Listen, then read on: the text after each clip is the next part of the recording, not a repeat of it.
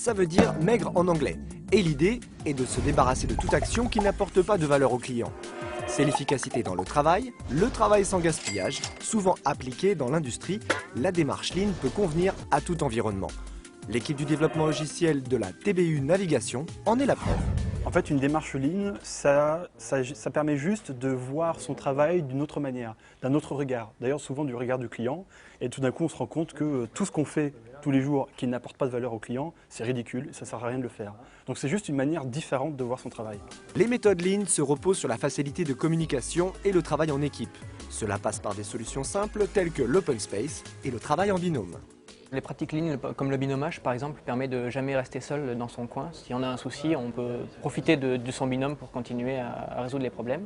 De plus, l'open space permet une communication plus facilitée. Si on a un souci, on lève la tête et on demande à son voisin ou à son collègue d'en face pour nous aider. Travailler en binôme témoigne également de la transparence dans un environnement Lean. Les solutions émergent d'une discussion entre équipiers et par le partage des connaissances. Le principe, c'est que tout le monde sait où en sont les autres. Concrètement, chacun partage volontairement ses problèmes et ses bonnes idées. Le blocking board, ça représente les problèmes bloquants de l'équipe. Et donc, si moi j'ai un problème vraiment bloquant, je vais le noter ici et ça permettra d'y revenir plus tard à la fin de l'itération. Et pareil pour la boîte à idées, pour les améliorations. Si j'ai une bonne idée d'amélioration, je la colle ici, comme ça on en garde la trace et on y reviendra par la suite. Cette peluche, elle s'appelle Gizmo, c'est la peluche de mon fils et elle nous sert dans l'équipe. Alors en fait, si on veut avoir un flux constant de travail terminé, en fait, il faut que chaque équipier partage souvent son travail. Partager, en fait, c'est donner le code qu'il a écrit aux autres. Et un moyen pour inciter chaque équipier à partager souvent, c'est de prendre cette peluche et de la mettre sur son écran pour dire à tout le monde « je partage mon travail ». Et ça nous permet aussi de détecter ceux qui ne partagent pas. C'est pas qu'ils sont mauvais, c'est juste qu'ils sont coincés et qu'ils ont besoin d'aide. La transparence, c'est partout dans l'espace de travail. L'avancement et la santé du projet sont affichés sur les murs et donc visibles en permanence. Pièce maîtresse dans cette stratégie, le Kanban. C'est un grand tableau représentant le flux de travail à un moment donné.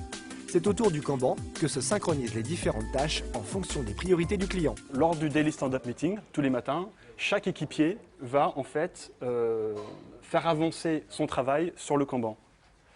Et à la fin du Stand-Up Meeting, une fois qu'on a tout fait évoluer, on arrive à mesurer le restant à faire. Et à partir du restant à faire, on pose un point sur la courbe d'avancement qui montre le travail qui reste à faire dans le temps qui reste. Et il y a un petit marqueur qui indique si on est bon ou si on n'est pas très bon. Comme toutes les réunions, le Daily Stand-Up est strictement chronométré afin de fluidifier le travail et respecter le temps de chacun. Cette réunion est également l'exemple type de l'autogestion facilitée par les pratiques Lean. Mais attention, une telle démarche requiert une certaine discipline et une grande ouverture d'esprit. Un des défis, c'est qu'on montre très tôt tous les problèmes.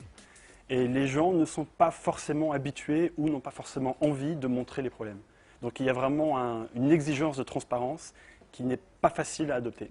Ce genre de démarche n'est applicable que pour des gens qui sont intimement convaincus que c'est l'esprit d'équipe qui fait tenir ces objectifs ambitieux. Ce souci de l'efficacité se traduit aussi par la prise en compte de l'humeur et la motivation de chacun. Allez, salut tout le monde, à demain.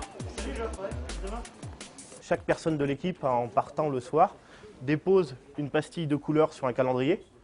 Vert indiquant qu'il a passé une bonne journée, jaune moyenne et rouge mauvaise. Ainsi, ça nous permet de mesurer la motivation et de prendre des décisions en fonction. Dans ce genre de travail, l'élimination d'erreurs est primordiale. Les logiciels développés tels que iMaster Watchkeeper doivent assurer une sécurité et fiabilité implacables pour les avions.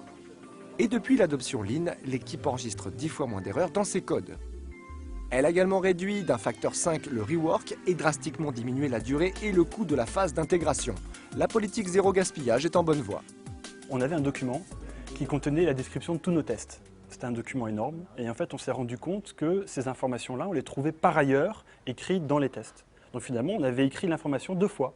Le client, il ne veut pas deux versions de la même chose, il veut une seule. Donc on a supprimé la version document, on l'a jeté à la poubelle, on garde simplement les tests et puis ça fait 2 fois moins de travail.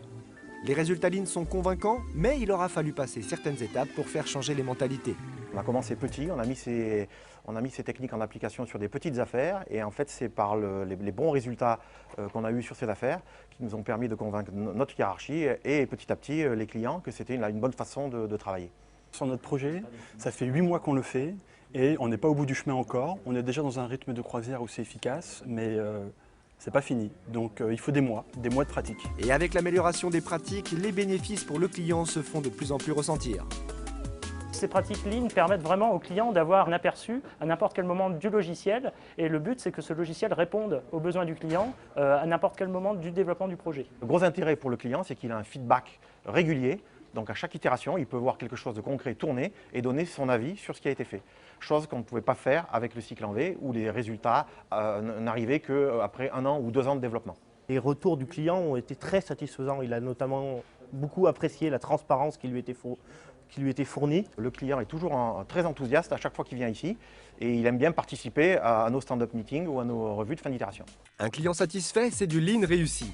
Le but d'une telle démarche est toujours de développer vite et en toute transparence un produit qui apporte de la valeur au client.